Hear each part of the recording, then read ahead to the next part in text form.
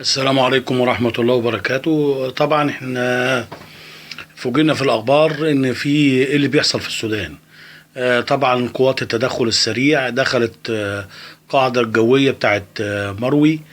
ولما دخلت القاعدة الجوية لقت القوات المصرية في 5 طيارات. طبعا دي قوات كانت مرسلة من مصر يوم 15 إبريل بغرض التدريب يعني.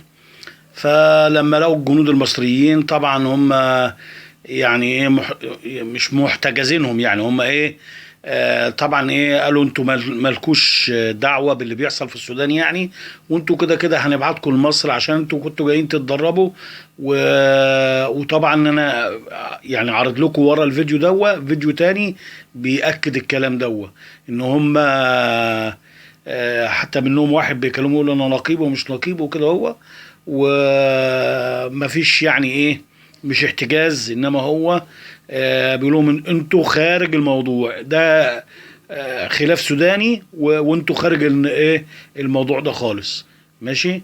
وطبعا الجنود لحد الوقت اللي احنا فيه هي ايه القوات السودانية يعني هتبعتهم لمصر على اساس ان هي ايه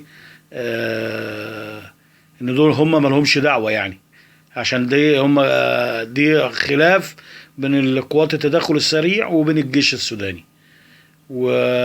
ده خلاصة الموضوع يعني. والسلام عليكم ورحمة الله وبركاته. وعليكم الله ونغيرهم اللي احنا بنجيبه. لكن يجي عندنا كل يوم بلد ما بلدنا ما نجي فيه. افترض ما تجي. لا العالم ده ما والله الراجل السوداني ما راجع.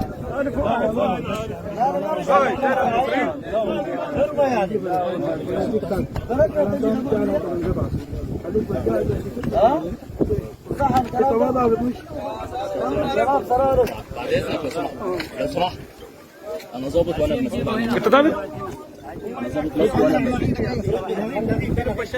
انا ظابط مصري وانا مسؤول عن الناس. انت ضابط؟ انا ضابط مصري.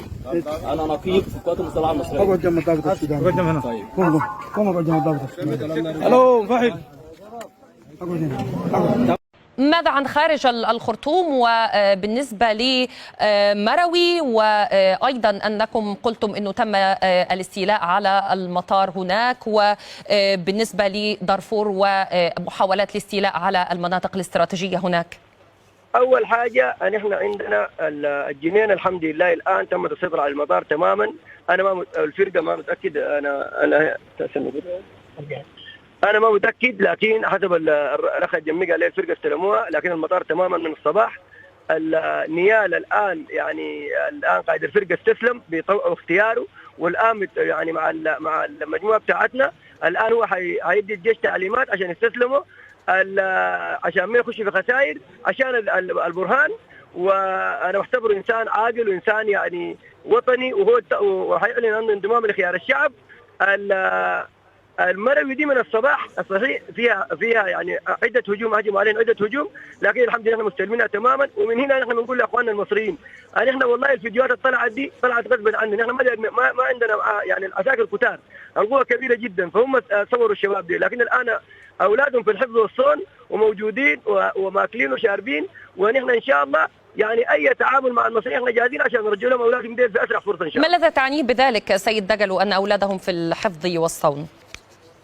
هل هناك تحفظ على هذه القوات لديكم؟